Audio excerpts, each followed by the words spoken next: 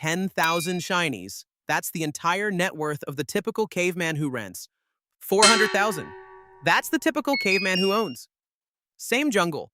One number is almost 40 times the other. And most of that gap traces back to a single piece of paper with a name on it. A deed. Here's the part nobody mentions when you sign your first lease. The housing jungle doesn't treat you based on how hard you work. It treats you based on which side of that deed you're standing on. And as you climb, broke, to comfortable, to rich, to big caveman's rich, the market quietly changes its mind about you.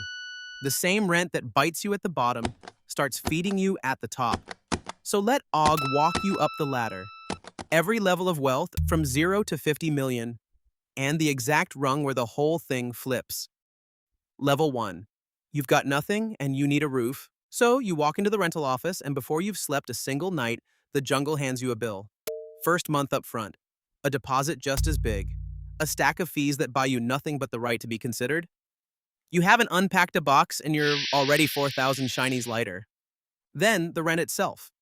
The typical place runs about 1,900 shinies a month now. For half of all renters, that's a third or more of everything they earn. For the lowest paid tribe, it's brutal. 83% of renters making under 30,000 a year hand over more than they can afford just to stay indoors. Here's the part that stings. Every one of those payments buys you exactly 30 days of shelter, and then it's gone. No equity, no sliver of the place. You're not building a cave, you're renting someone else's. Level 2. Now you've got a little put away. Call it 50,000 shinies. Life looks different.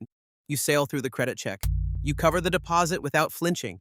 In a soft market like this one, you might even haggle a free month out of them. But look closer, because nothing fundamental has moved. You're still on the wrong side of the ledger. Every rent payment you make is quietly covering somebody else's loan, building their cave 1 month at a time while yours stays a rumor. That's the trap of this rung. It feels like progress. You're comfortable. But comfortable and renting is just a nicer seat in the same boat, and the boat only ever pays the caveman who owns it. So why doesn't everybody just buy? Cross the line, flip the deed, start building? Because of the wall between rung 2 and rung 3. And the wall is made of shinies you have to produce all at once. To buy the typical cave, now around 420,000 shinies, a first-timer still has to put about 40,000 shinies down, in cash, up front. Now remember the typical renter's whole net worth, 10,400. The down payment just to stop renting is nearly 4 times everything the typical renter owns in their entire life all at once. That's not a step up, that's a moat. Most people swim it for years. Level 3. You clear the moat, you sign the deed, and in one afternoon the whole jungle changes how it treats you. Same paycheck as yesterday.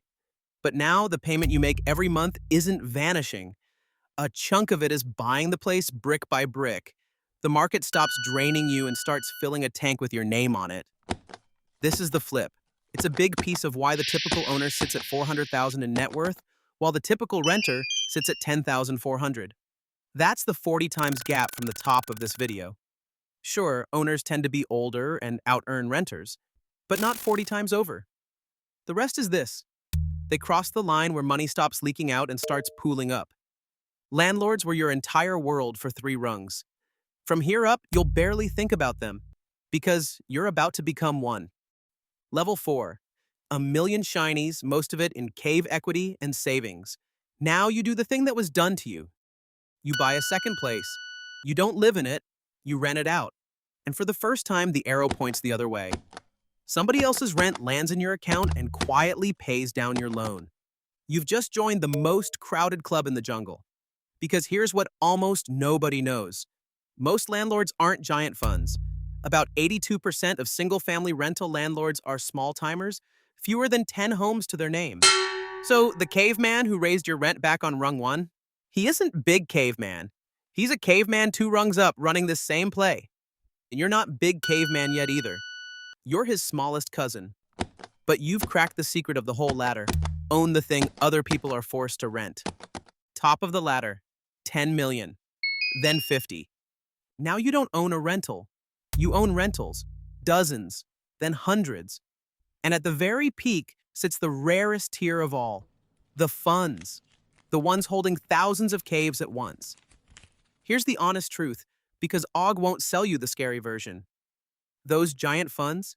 Nationwide, the biggest institutional landlords own only about 3% of single family rentals, and lately they've been selling more than they buy.